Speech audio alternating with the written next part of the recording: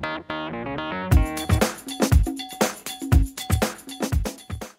evening. We're going to try to do this again. We've been trying most of the day. I can't seem to figure out how to do this again. This is Quick Hits, and this is Pastor Dick Wheatgrass. I was thinking this morning as I was coming out of devotions on a subject to do this Quick Hits on, and I was trying to think what I could share on, and I started thinking on the subject that maybe some of us never want to discuss, and some of us really will do anything in life to avoid, and that's the subject of change. Well, not too long ago, I went to play softball with my son, my two son-in-laws, and my grandson.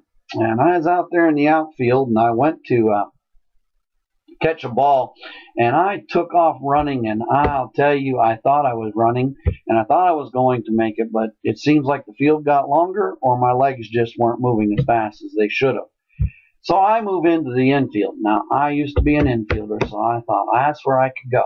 Well, another ball hit to me. It's on the ground. Did you know the ground's getting further away? I bent over, put my glove down there, and the ball still went under in between my legs. I just could not believe it. Well, I really found the real change the next day when I went to get out of bed. I was really sore. So we find that change is not something that a lot of people like. And we have to sometimes face it, whether we like it or not. With some people, the multi-billion-dollar business of plastic surgery. As you can see, there's no plastic surgery going on here. And with hair coloring and makeup and all this, everybody will do everything they can to try to keep things the same.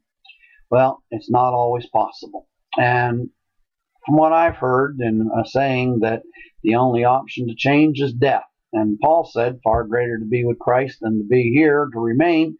So I don't doubt that we all look forward to being with the Lord, but while we're here and while He chooses for us to be here, we still have work to be done.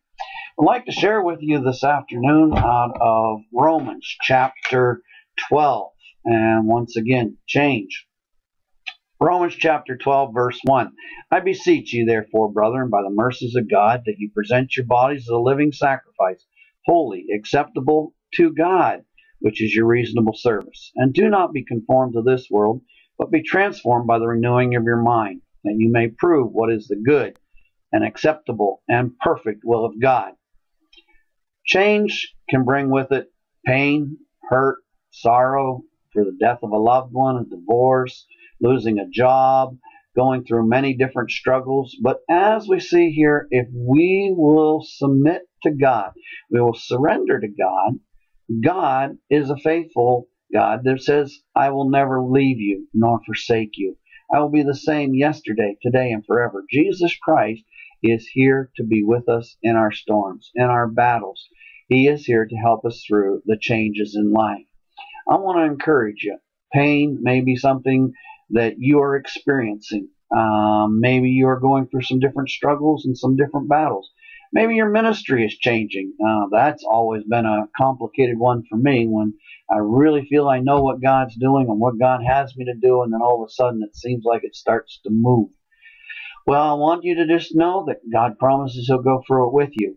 And if we will surrender and we will commit ourselves to Him, He will help us find His will in the midst of the storm. I want to thank you for this opportunity to share with you. And as you go through the changes of life, know that you have a friend. You know that you have a friend that will stay closer to you than you can ever imagine, and that's Jesus Christ, our Lord.